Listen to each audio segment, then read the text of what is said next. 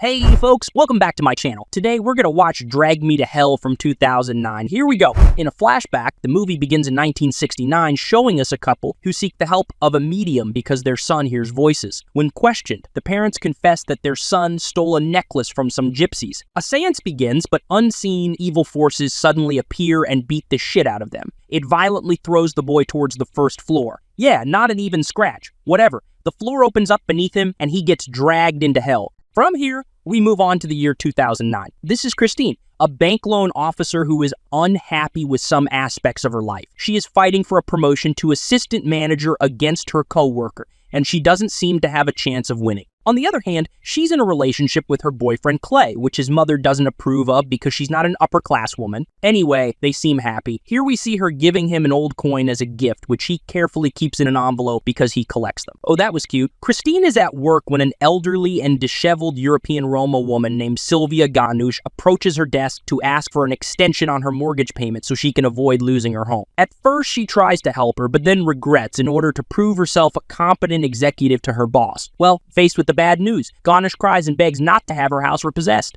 The situation gets out of hand and Christine calls security, but Ganush angrily accusing Christine of shaming her, and the security guards take her out of there, and the boss tells Christine that she handled it well. In the parking lot, Christine gets a bad feeling, and it doesn't take long until she realizes that Ganush is in the back seat of her car. She violently attacks Christine, and they have a wild fight. Really wild.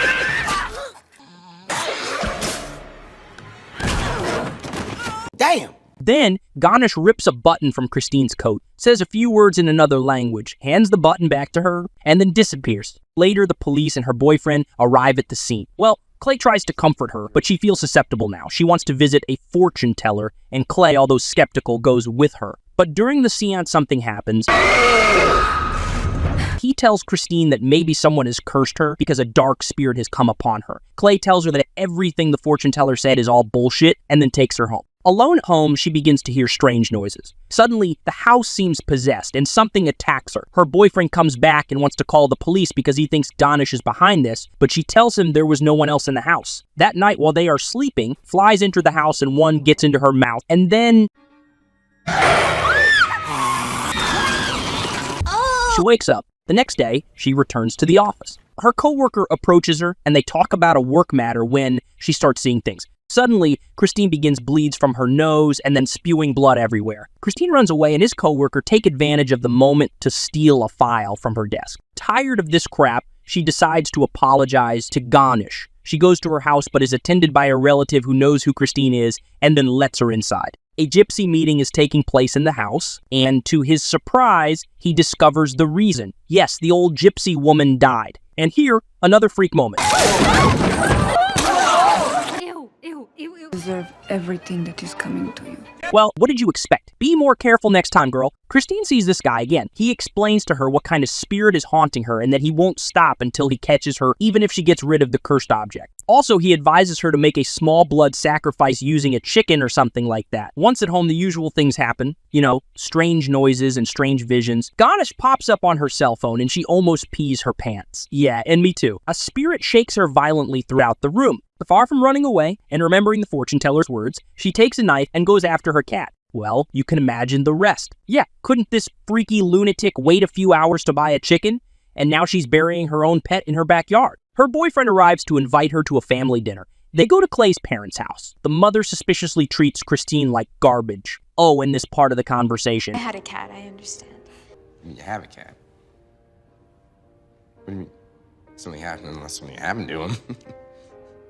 Oh shit, this motherfucker. Anyway, during dinner, Christine hears strange noises and has crazy visions like this. She takes a bite of the cake. Yes, despite what she saw before. Strange noises get louder and louder until he loses his mind and throws a glass at the door. Unable to explain her behavior, she excuses herself and then leaves. Furious, she goes back to the fortune teller, who tells her that they are dealing with powerful forces and he knows a medium who can help her. But he warns her that it will cost $10,000 because it is a risky job for her. Unable to get that money from her boss, she's collecting all sorts of stuff from her house that she could sell, when suddenly... This old lady is really annoying, huh? She sells her stuff to a pawn shop, but doesn't get much money, but her boyfriend pays the $10,000 she needs. Sam! And now she can go consult the medium. And here we see that the house and this medium are the ones from the beginning of the movie. She tells Christine the story of the little brat who stole the gypsy necklace and how she couldn't do anything about it, and that this is her chance to redeem herself. They move to a large room where they bring a goat for sacrifice. During the seance, things move, shake, and break. You know, things that spirits love to do in these cases. A dark spirit possesses the medium, then it moves on to the goat, but the goat dodges the mache, and then the spirit moves on to this guy who's chasing Christine, but the medium starts talking and manages to chase the spirit away, but then she kicks the bucket. Well, Christine thinks she's safe now, but he tells her the goat was never slaughtered, so the spirit will come for her the next day. Yeah, and it only cost me 10 grand. Whatever, thanks for nothing. But don't worry, problem solved. She has to give the button to someone else to make the curse go away, because whoever owns the accursed object is the one who will get the curse. Great, now you have to take responsibility for sending someone else to hell to save yourself. Time flies, and she must get rid of that envelope quickly. For a moment, she loses the envelope among some papers that Clay has in the car, but then she gets it back. In a restaurant, she looks for potential victims to whom she can give the unfortunate gift. At first, she chooses this old man, but then she regrets it.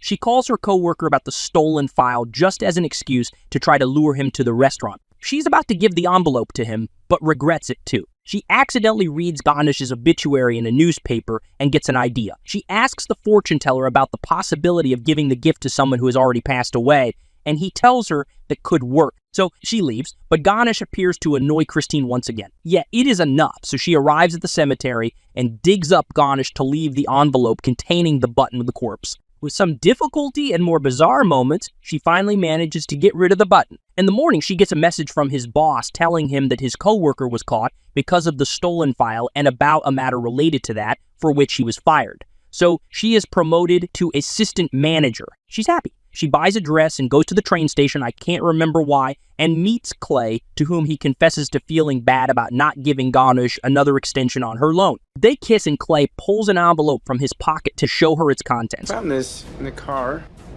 I thought maybe you could sew back on. I think you might have my standing liberty order, because the envelope's kind of like the same. Horrified, Christine walks backwards and falls off the platform just as a train approaches. Clay watches as she is about to be crushed, but the sight becomes more horrifying.